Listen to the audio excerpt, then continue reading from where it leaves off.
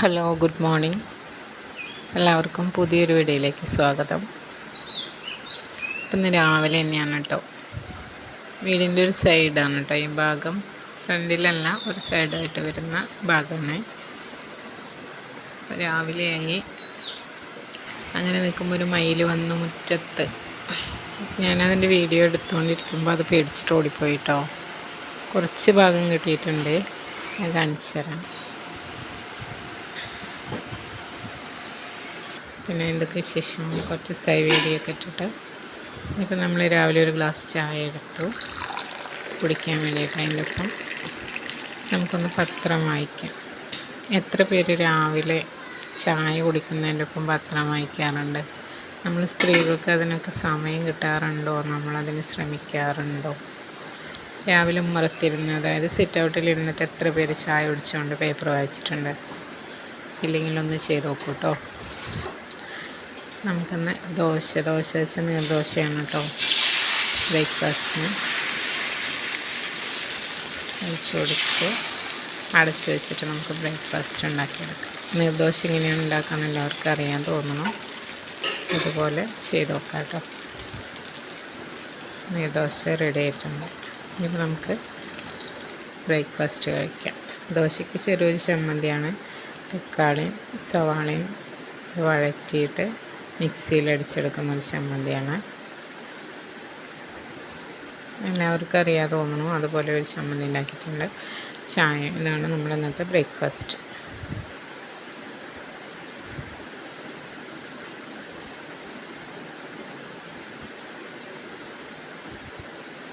ഇനി ഉച്ചയ്ക്കലത്തെ ഊണാണ്. ഊണിന് പ്രത്യേകിച്ച് വലിയ വിഭവങ്ങളൊന്നുമില്ല. ചോറും ചെറിയൊരു കറി, പരിപ്പും വെള്ളരിക്കും കൂടിയിട്ട് മുളക് വറുത്ത കറിയാണ് കേട്ടോ. പിന്നെ ചെറിയൊരു ചമ്മന്തിയും അച്ചാറും. എല്ലാ ദിവസത്തെയും പോലെയല്ല. ചില ദിവസങ്ങളൊക്കെ നമുക്ക് ഫുഡ് ഭയങ്കര ആവശ്യമൊന്നും ആയിരിക്കില്ലല്ലോ. അല്ലെങ്കിൽ ഇപ്പം ഞങ്ങളൊന്നും അങ്ങനെ ആവശ്യമൊന്നുമില്ല. അത്യാവശ്യം ചോറും കറിയും മാത്രമൊക്കെ തന്നെയാണ് ചെയ്യണത് കേട്ടോ. പിന്നെ ഒരു ചമ്മന്തി ഉണ്ടാക്കി, അച്ചാറുണ്ട്, കറി, ഒരു പപ്പടം, അത്ര മാത്രമേ ഉള്ളൂ.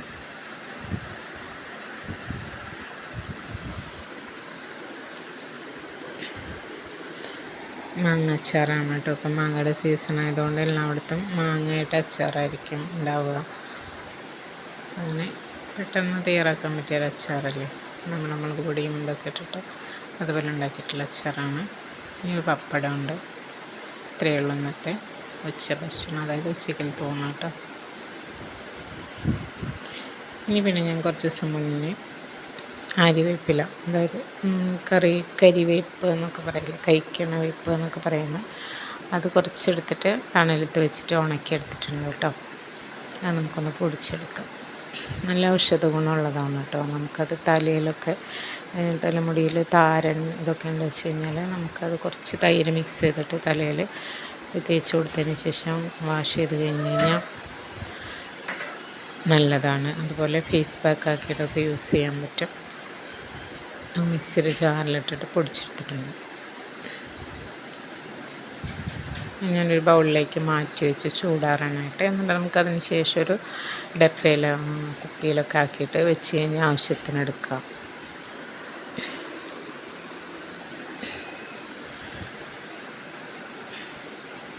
ചൂടാറാൻ വേണ്ടിയിട്ടൊന്ന് പരത്തി വെച്ച് കൊടുക്കാം കേട്ടോ. പൊടി പൗഡറാക്കി എടുത്തിട്ടുണ്ട്.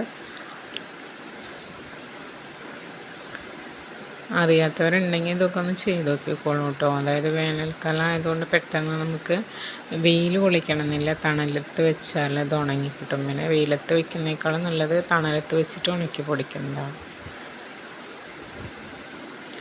അത് പൗഡറാക്കിയിട്ട് ഡപ്പയിലാക്കിയിട്ട് എടുത്ത് വെച്ച് കഴിഞ്ഞാൽ അത്രയും പൊടിച്ചിട്ട് ഇത്രയേ ഉള്ളൂ കേട്ടോ. അപ്പോൾ ഒരുപാടൊക്കെ പൊടിക്കേണ്ടി വരും. ഒരുപാട് പൗഡർ വേണമെന്നുണ്ടെങ്കിൽ കുറച്ചധികം ഇല പൊടിച്ചിട്ട് നമ്മൾ പൊടിച്ചെടുക്കേണ്ടി വരും. ഇനി നമുക്കതൊരു ഫേസ് പാക്ക് ആക്കിയിട്ട് എടുക്കാം. നല്ലതാണ്. ഇടയ്ക്കൊക്കെ നമ്മൾ എന്തെങ്കിലുമൊക്കെ നമുക്ക് വേണ്ടിയിട്ട് ചെയ്യണ്ടേ. എപ്പോഴും മറ്റുള്ളവർക്ക് വേണ്ടി മാത്രം ജീവിച്ചിട്ട് കാര്യമില്ലല്ലോ.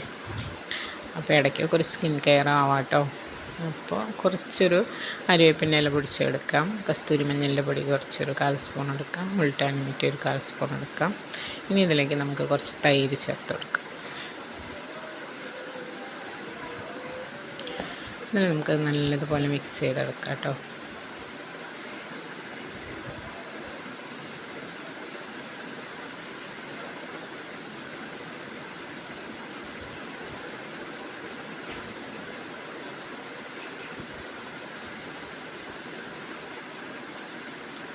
നല്ലതുപോലെ മിക്സ് ചെയ്തെടുക്കുക. ഒരു ഫേസ് പാക്കിൻ്റെ പരുവത്തിലാക്കാൻ വേണ്ടിയിട്ട് കുറച്ചും കൂടി തൈര് ചേർത്തെടുക്കാം.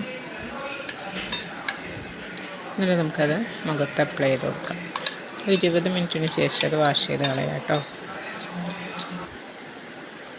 എല്ലാവരും ഇടയ്ക്കൊക്കെ ഒരു സ്കിൻ കെയറും നമ്മുടെ ആരോഗ്യമൊക്കെ ഒന്ന് ശ്രദ്ധിക്കണം. എപ്പോഴും നല്ലത്. എപ്പോഴും നമ്മൾ കുട്ടികൾക്കും ഹസ്ബൻഡിനൊക്കെ വേണ്ടി മാത്രം ഓരോ കാര്യങ്ങൾ ചെയ്തുകൊണ്ടിരിക്കില്ല. അപ്പോൾ നമുക്ക് വേണ്ടിയിട്ട് നമ്മൾ എന്തെങ്കിലുമൊക്കെ ചെയ്യണം കേട്ടോ. രാത്രി ചപ്പാത്തി, ഒരു ഗ്രീൻ പീസ് കറിയാണ് കേട്ടോ.